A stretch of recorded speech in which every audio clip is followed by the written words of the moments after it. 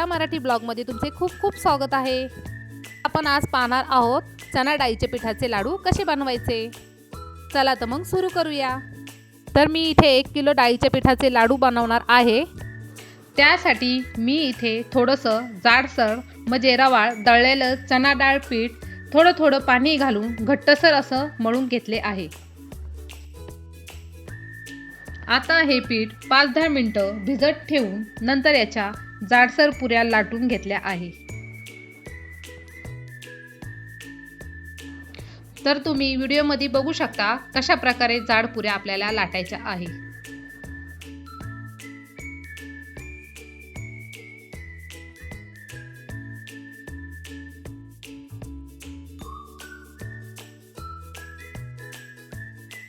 आता आपल्या सर्व पुऱ्या लाटून झालेल्या आहे।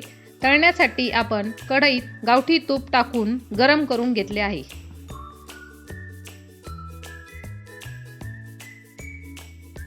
आता एक एक करून आपल्याला सर्व पुऱ्या मीडियम गॅसवर तळून घ्यायच्या आहेत।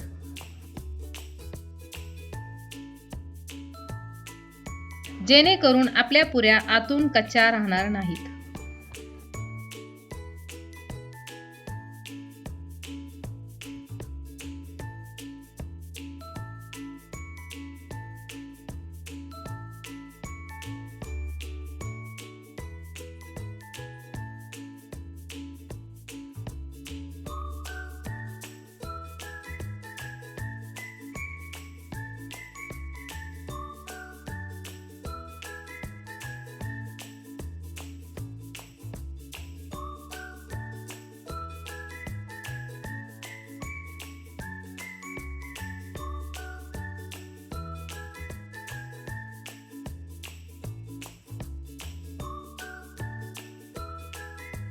तर तुम्ही बघू शकता इथे आपल्या सर्व पुऱ्या तळून झालेल्या आहेत। पुऱ्या थोड्या थंड झाल्यावर त्याचे थोडेसे तुकडे करून घ्यायचे, जेणेकरून मिक्सरला दळायला आपल्याला सोपं जाईल।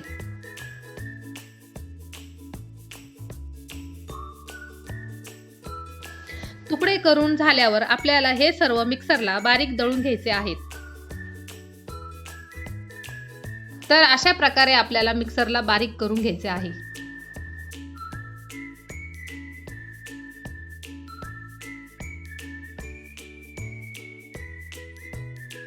तर आता आपल्याला लाडूसाठी 10 ते 12 वेलचीची पूड करून घ्यायची आहे।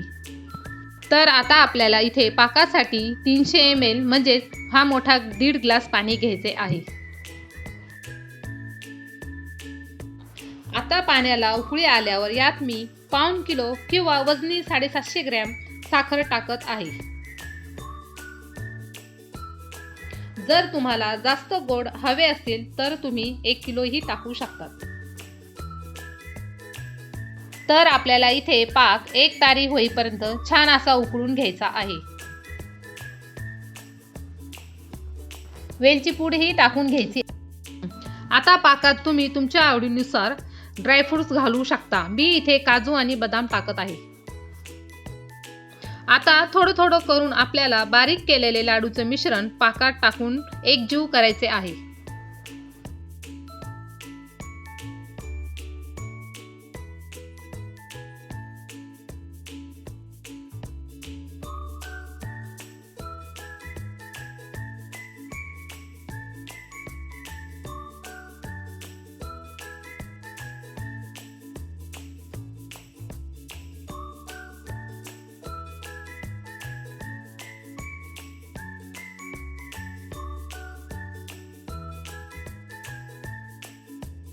इथे मी मिश्रण छान मिक्स झाल्यावर वरून थोडे गावठी तूप टाकून घेतले आहे। ऑप्शनल आहे, तुम्ही नाही घातले तरीही चालेल। आता आपल्याला इथे लाडू बांधून घ्यायचे आहे।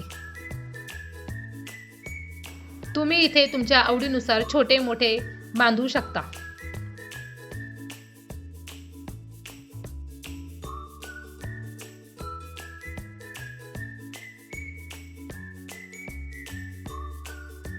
तर मी इथे 2 प्रकारचे लाडू केले होते। तर एक साधे आणि एक फूड कलर टाकून केले होते। तर तुम्ही इथे बघू शकता आपले लाडू किती छान झाले आहेत. दिसायला जेवढे छान आहेत तेवढेच खायलाही टेस्टी आहे. तुम्ही हे लाडू एकदा नक्की ट्राय करून पहा. जर रेसिपी आवडली असेल तर लाईक, शेअर आणि चॅनलला सबस्क्राईब करा.